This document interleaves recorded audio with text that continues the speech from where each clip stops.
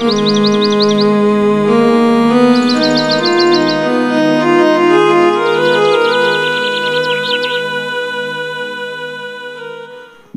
Morning, सुप्रभात।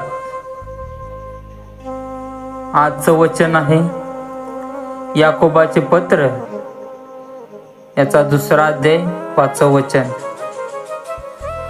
माझ्या बंधूंनो ऐका, लोकदृष्टीने जे दरिद्र आहेत त्यांना विश्वासा संबंधाने धनवान होण्यास आणि जे राज्य देवाने आपणावर प्रीती करणाऱ्यांना देव केले त्याचे वारिस होण्यास त्याने निवडले आहे की नाही। एका कुशाग्रस्तीने निस्वार्थपणे मौल्यवान रत्न देऊन एक सुवार्तिक मिळवला। विधवेने तिच्या जवळच्या 2 टोल्या देवाच्या भांडारात टाकून प्रभू येशू ख्रिस्ताची प्रीती मिळवली।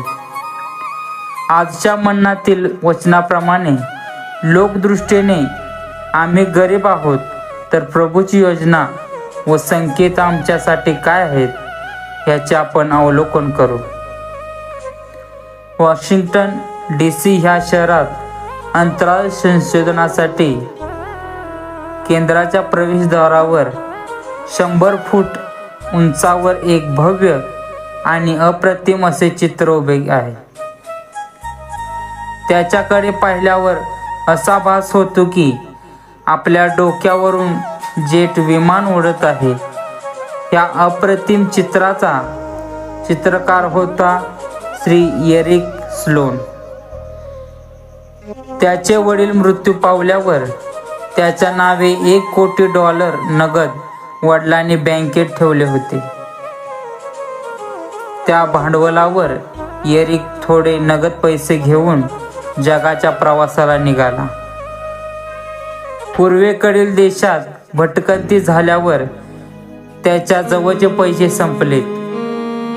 मग त्याने पश्चिमात्य देशातील त्याच्या बँकेला पैसे पाठवण्याची विनंती केली, पण बँकेच्या अधिकाऱ्याने त्याला पैसे पाठवण्यासाठी असमर्थता दर्शवली, कारण बँकेचे दिवाळे निघाले होते। हे ऐकताच तो बेशुद्ध पडला।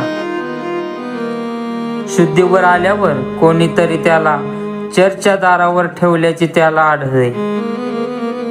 तेथील नोकराने त्यास 2 दिवस जेवण दिले। नंतर दिवस रविवार होता। काहीच काम नसल्यामुळे तो उपासनेला बसला। पालक साहेबांनी आजच्या मन्नाच्या विषयावर उपदेश केला व देव तुम्हाला संधी देतो, वरदाने देतो, हाच तुमच्या करून वारसा आहे, तो कोणीच घेऊ शकत नाही, असे विश्वासाने सांगितले।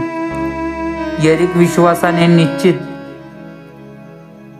करून बाहेर पडला। वयाच्या 80व्या वर्षी एरिक त्याच पालक साहेबासमोर जगातील एक श्रीमंत व्यक्ती म्हणून उभा होता। त्याने पालक साहेबांना साक्ष दिली, देव माझ्यावर प्रेम करतो, मी प्रयत्न केला, त्याने यश दिले। हे वाक्य माझ्या कबरेवर लिहा। त्याने त्याची संपत्ती गरिबाच्या गरजेकरता पालक साहेबांना दान केली। 72 तासानंतर पालक साहेबांना निरोप आला की एरिक आता जगात नाही। त्याच्या कबरेवर पालक साहेबांनी हे वाक्य लिहिले।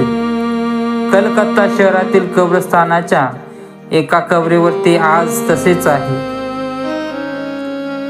म्हणून जो परीक्षेत टिकतो तो धन्य, कारण आपणावर प्रीती करणाऱ्यांना प्रभूने देव केलेला मुकुट परीक्षेत उतरल्यावर त्याला मिळेल। म्हणून देव आपणास आज आणि रोज संधी देत आहे, हे कदापि विसरू नका। गरजवंतांना देण्यासाठी होईल तेवढे श्रम करून मिळवा। प्रभू येशू आपणाला अमर्याद यश देणार आहे, याची खात्री बाळगा।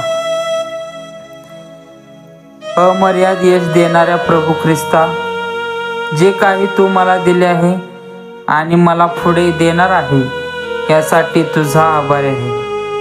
गरजवंतांना मदत करण्यासाठी मला शक्ती दे. तुझ्या नावात मागतो म्हणून पिता तू ऐक. आमेन.